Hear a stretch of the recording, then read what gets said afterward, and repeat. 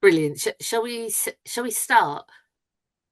Yes, Yes, Lovely. please. sounds good. Yeah. Lovely. So thank you so much. We're all three of us have already had a chat and we're all really excited to be part of this. So thank you so much for the invitation. So our conversation is called On Walking Out, Decentralizing and Dehierarchizing Walking. And I'll facilitate the conversation.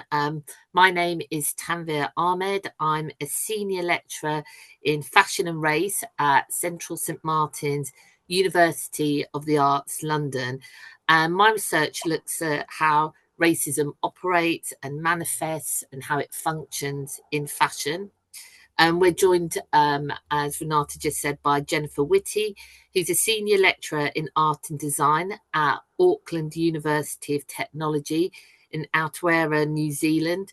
Jennifer is a design researcher, educator, consultant, and practitioner whose disciplinary work explores critical and sustainable systems, particularly in fashion and textiles, through relational and deep research and design practice.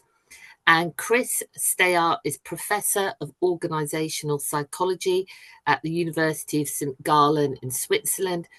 Chris's research themes include organising creativity in entrepreneurship, innovation in cities, dialogical processes of diversity and difference, language and translation in multinationals, and as we'll see today, forms of performing and writing research and forms of experiential and aesthetical learning. So in this conversation, we're going to explore and discuss our pedagogical approaches that use walking and why we think this approach is really valuable to us. So we wanted to start by discussing the role of the classroom and what happens when we shift both learning and teaching outside of this space. Jennifer, did you want to start? Yeah, sure. Yeah, so thank you everybody for the invitation. It's lovely to be here, Francesca and Renata. Yeah, so for me, I think walking out, operates both simultaneously as a literal practice, but also as a symbolic intervention. Because when we walk out of a classroom, we walk out of inherited hierarchies, be they colonial, institutional, or disciplinary. And because our traditional classroom is not neutral, as I'm sure Tanveer will unpack later on, but it's a highly curated epistemic space that privileges abstraction over experience and containment over relationality. So our human-centered knowledge is put in hierarchy over the intelligence of the earth-centered logic, the land were the more than human worlds. So when we step outside of a classroom, I think the moment that our bodies enter into the open air, we learn to decentralize that. And our sensory systems that are often a bit subordinated in academic systems activate because walking starts to dissolve that Cartesian separation of mind, body, and spirit. So all good. We're moving around a little bit with that. And I think when we start to resituate knowledge within an ecological entanglement, when we start to get directly in contact with land, and in the Aotearoa context here in New Zealand, that often is in relation to Te Ao and the Mana Whenua as the holders of knowledge of nature. So one of my most profound experiences of walking out occurred in a global classroom actually during the pandemic. So in this at this time actually it ended up being a dispersed where students were dispersed all across Asia, Europe, the Americas, and Oceania, and we all worked within our own ecologies, within our own waste streams, within our own craft traditions, and our own political constraints, and working to different seasonal rhythms.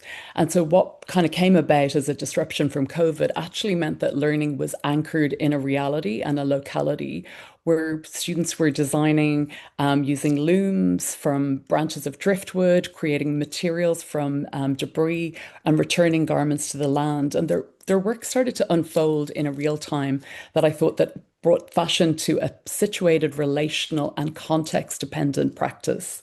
And another project that stands out for me when we actually started at the point at the end of the life cycle for design in a waste processing facility in Wellington. And that encounter with the material consequence of human made design and waste colonization was something really palpable and visceral, where the smell, the scale, the saturation of dispossessed objects, much of it single use, revealed a system that is usually rendered invisible to designers.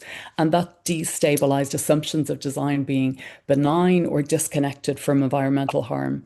And I think that it reveals that design is always implicated in wider social and ecological systems, even when education conceals that. How am I doing for time, Tanveer? Is it? That's perfect, perfect. Oh, Yeah. thanks so Um, much, Jennifer. and I Shall might I? just, sorry, Yeah. oh, Oh no, sorry, I was carry on. just going to wind it up. Sorry, yeah, just to wind it up. But I think, when I go out into the earth, that since COVID, I've relocated a lot of my own practice to outdoors and feeling temperature shifts and swimming throughout all seasons, listening to dawn birdsong has become this methodological choice. And these rhythms have recalibrated my body. And I think walking out ends up being an active with not an active withdrawal, but a deliberate return to place, to relationality, and to ecological accountability. Sorry, I just said go for No, it. I mean those Mm, details are so important and really explain what you're really expand and explain why walking's so important to you and why the, moving out of the classroom is mm. so valuable. Um, what about you, Chris? How does what does getting out of the classroom mean for you? Yeah, I have nothing against classrooms, but they're indeed very hierarchical just by the way we put up the tables, and they're very centralized because one person goes to stand in front of them. For me, of course, I can't teach in such a setting, in such a design.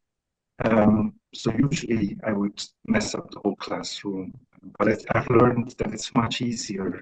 Yeah, when you mess it up and take away the furniture, already a lot of space is created.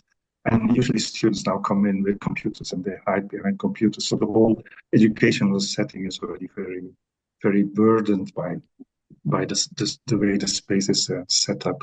So but very early on, I have learned that walking out is indeed a bit of a bold action that creates all kinds of opportunities. And I think in the end, that was said very poetically here today in the beginning. The earth is our classroom, or the world is my classroom. Why would we sit between four walls and have everybody seated? Because for me, the action of seating versus the action of walking or the practice of walking is, of course, a fundamental element of how we learn and shift from maybe a body that should not move to a body that is engaging with the world in relation. Is my line muffled? Is it not clear? It is a little bit. I don't know if there's anything Yeah, anyone can do. It's just, yeah, it seems like the connection's not as the clear mic. as. Sorry for I that. wasn't sure if it was just me hearing it. Yeah, No, it's me as but well. you are too. Yeah, okay. A little Just, bit. yeah, maybe saying it earlier rather Yeah, than later if there's something that can be. yeah. Maybe I'll put out my video, although that's very, because that usually takes a lot of the action. Would that be better now, or is that I'm still on video? Yeah, if you carry on without the video for a second, let's see Yeah. if that's clearer. How is that? Is that actually better, That's or does it? better. Okay. I'm sorry, so I will be a bit an anonymous. Yeah, that's An perfect now, anonymous. Chris. So sorry about that. I think Okay. it's better though Yeah. for our Um, audio. yeah.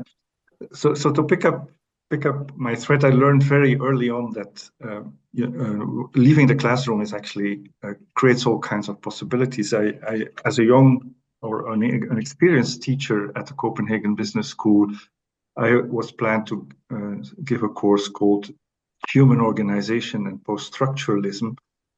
maybe this course would be called today More Than Human Organization and Affect Theory or something. But they had given me the smallest classroom, and many students, like 35 students, showed up.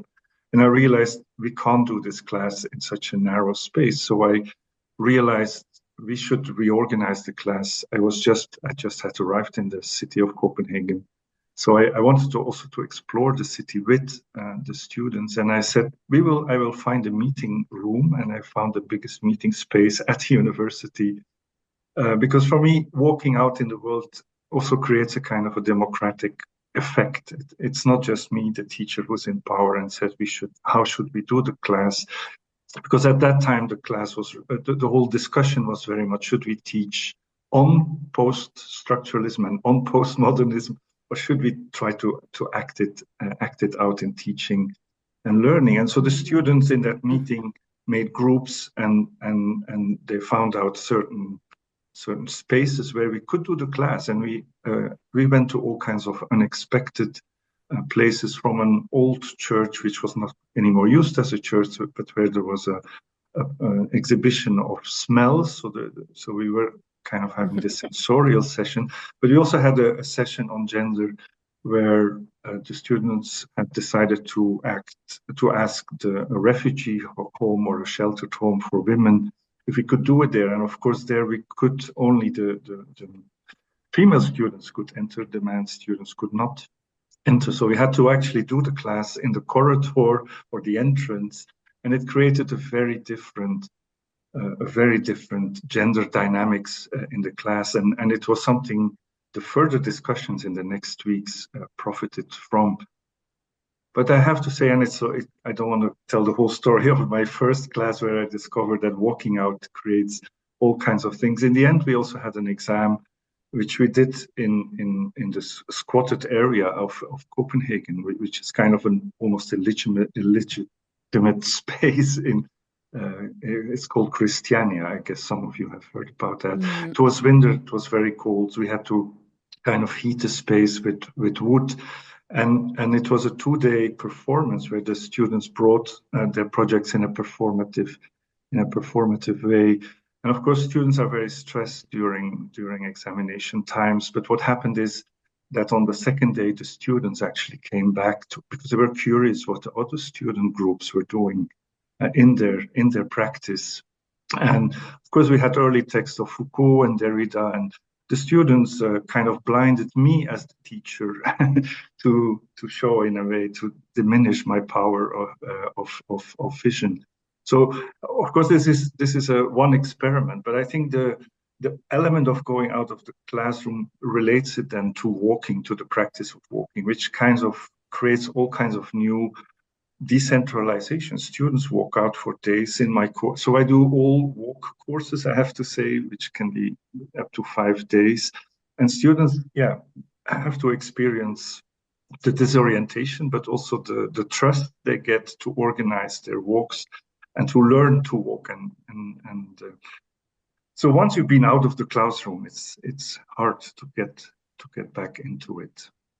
But I mean, thanks so much, Chris. I mean, 5 days of walking, I hope they get some breaks on the way. I exaggerate. It's pilgrimage.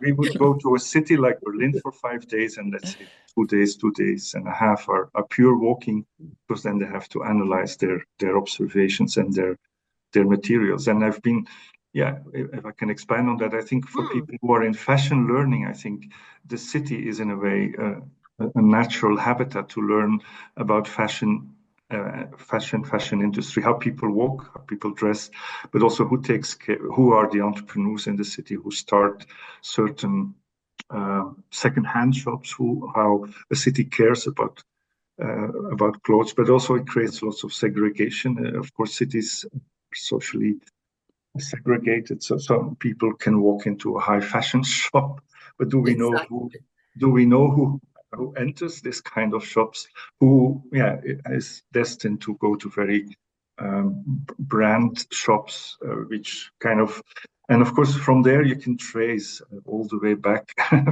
to the cotton fields, so to speak, how the city organizes how fashion is presented, distributed, Yeah. born. So I would love to do my city course with a focus on fashion.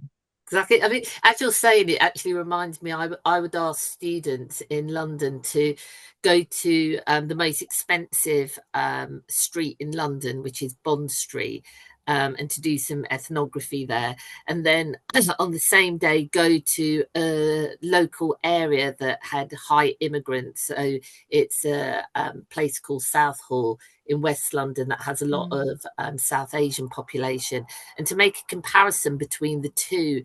And it would be very difficult, because then we'd ask, well, come back to the discipline of fashion, and I'd ask them, well, which one's more fashionable? And they'd get really, kind of have to really think critically about what fashion is and where it comes from. And I'd apply kind of a colonial understanding to this.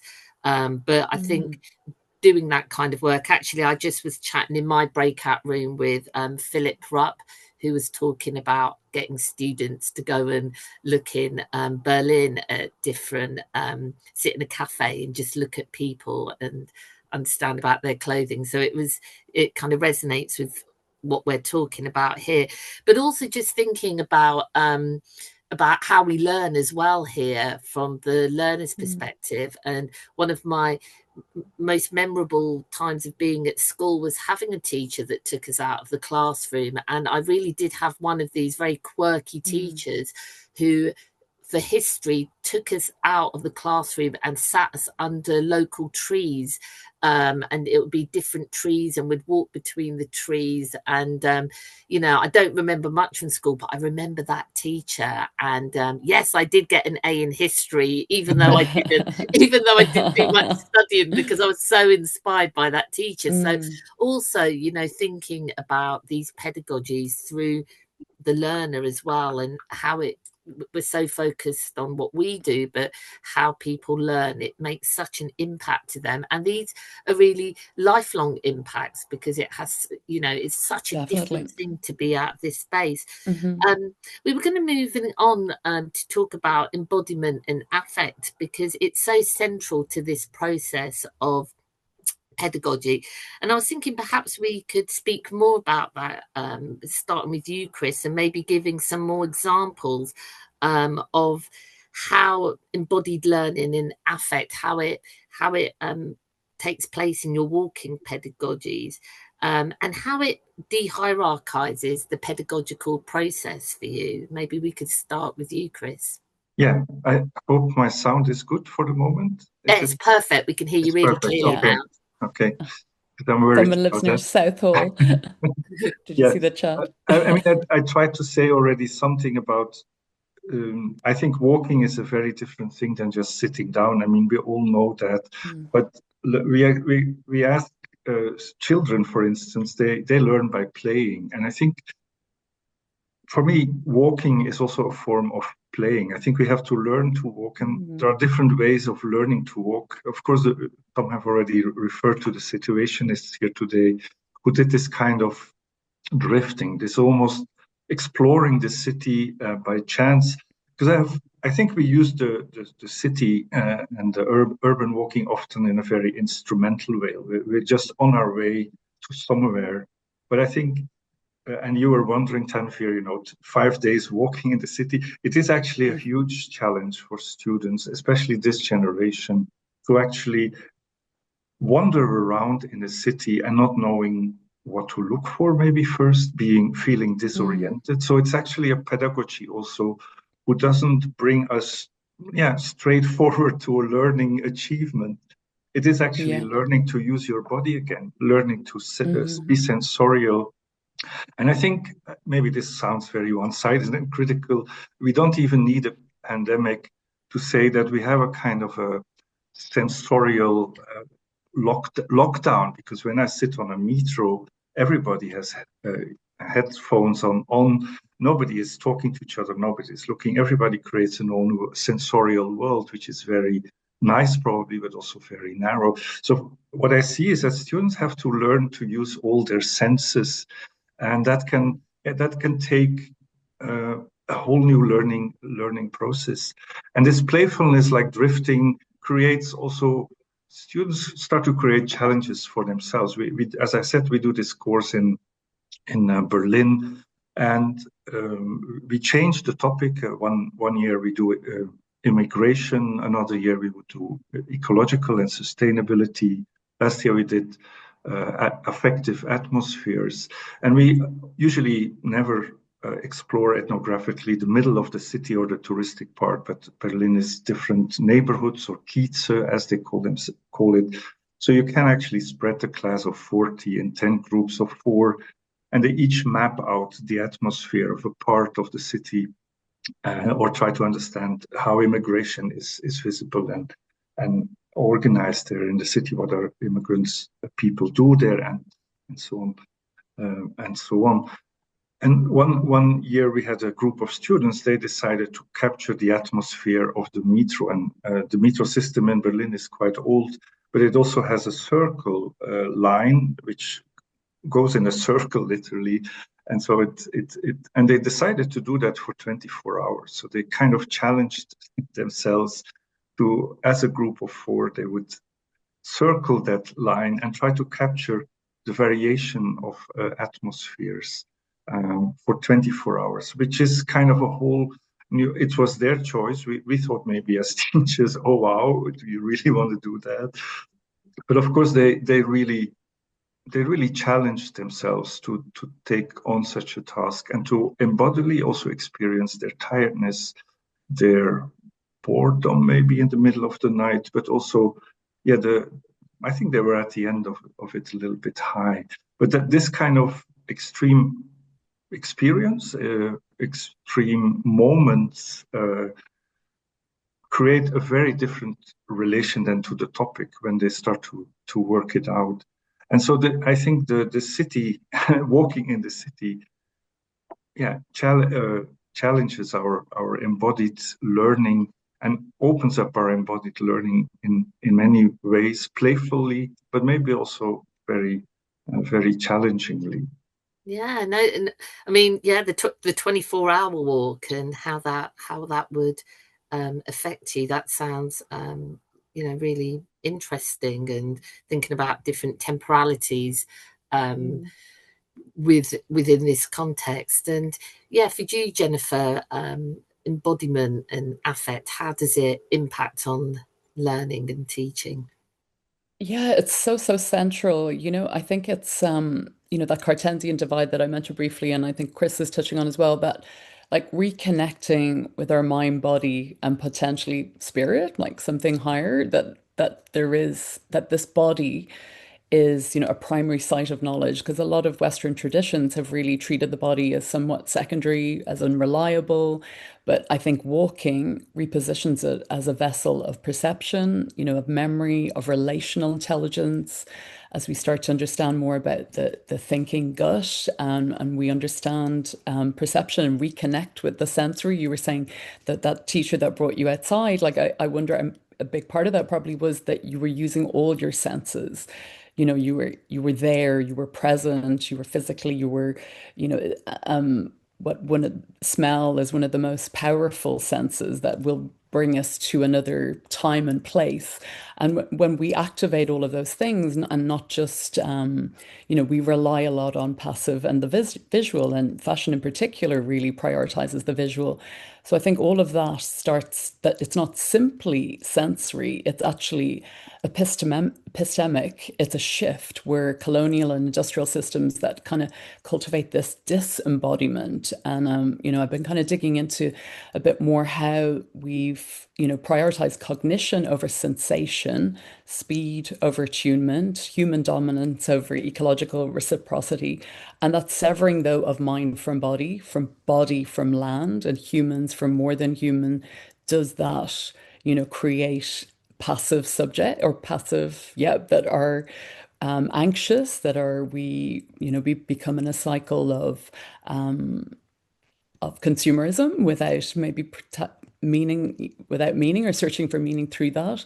But I think re-embodiment is therefore a decolonial practice. And walking out has been for myself a part of relearning Indigenous ways of being. So I'm based in Aotearoa for the last over a decade, where about 15% of the population are Maori, and a lot of our structures, our thinking is through a Maori worldview and Mataranga, the knowledge of Maori people, and it's growing with importance and reverberations. And for myself, it's been a really, really amazing way of relearning Indigenous ways of being that were silenced and erased by colonization, as my own ancestors were animists, and they had a deep, deep understanding of human and the more than human as alive, as sentient, and in relationship.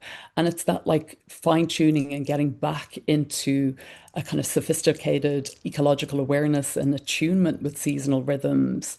And, you know, Ireland had about 80% of forestation, and it's now down to, it's one of the most deforested countries in Europe. It's down to about 2%, which has had profound consequences for mind, body, and spirit, which, you know, I think this is part of the colonial mindset that has separated us so much from the human, but also that more than human. And we have an incredible forest, lots of ancient forests. So we are very lucky that we have the urban here, but we have very, very close proximity to forests, to mountains, to sea. And Te Uraweras here are the first natural entity granted personhood, and it's largely untouched, with some trees approximately about 1,000 years old. And entering into that forest, the emotional surge and the ancestral recognition was just so, so, so powerful. And once my mind, body, and spirit saw something, so nature on its own terms, and then coming out into farmland and to where human cultivated nature has been, you know, cultivated, and you know, it's obeying by our rules. I was almost on the verge of tears. It's you know, once you see that, you cannot unsee. And I think that's a lot that's starting to be embedded in our teaching practice. So one of our courses, experimental surfaces, our students started by examining soil samples. This was a textile course, and practicing an honorable harvest, like looking at people like Robin Kimmerer, and engaging with Maori tikanga, which is the protocol where nature is not just a silent resource to be used, to be exploited. Nature becomes collaborator, and students start to shift that relation. How can you work with nature and not from nature? Can you take only what you need? Can you show gratitude? Can you acknowledge different stages of a life cycle of a plant? So in New Zealand, the Harakiki, which is called in Europe maybe the flax, it's not the same genus, but it was used for the same purposes. But you start from the outside, from the older ancestors, and work your way through to the younger generation, and ensuring that you left enough of the plant that it could continue.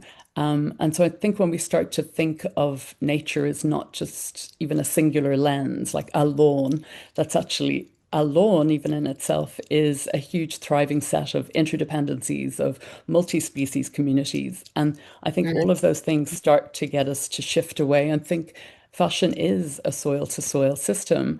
And our clothed bodies are part of that ecological continuum. And if Maori, Absolutely. if Yeah. life force exists in all things, how can we start to, if we ask, what would our bodies tell us if we allowed them to feel more? And if our clothing, I know for myself, when I wear something that I know where it's come from, it feels entirely differently. I feel a peace within myself that when I don't know the consequences of how these clothes have been made, I don't know where they're going to end up. There is a denial that happens, I think, on an embodied level. And I think all of those things, as makers, as wearers, we perpetuate certain systems, and a return to the body is a return to the world that I think is really essential for truly transformational design education. Yeah, no, thanks for that. I'm aware of time speeding along. Are we coming to a Mhm. close, Renata and Poss- Francisca? Yes, Yes. we're afraid. We're afraid Yeah. so. I've not managed my time well at all, but I mean, it's just such a yeah. No, yeah, um, just to close, I mean, we had a couple more themes that we were going to talk about with regard to performance and barriers from institutions, but hopefully, throughout the day we can come back to these topics. But it's been great kind of hearing about all these different elements of walking, and hopefully these can trigger different conversations today. But thank you so much. And we were joking. I'd got confused with Francesca Renata. I thought we had to speak for 3 hours today, and I was thinking, how on earth can we? And then after talking to Chris and Jennifer, I was like, I think we could talk for 3 hours. Let's do it. But it's been such a pleasure, Jennifer and Chris, and wonderful to hear. Likewise. Really inspiring as well. And we didn't get a chance to talk about Chris's work with different dancers and choreography, which is super inspiring. Part 2 resonates with fashion. But thanks so much for everybody for listening as well. Thank you, TANVEER. Thank you for hosting, TANVEER. Thank you.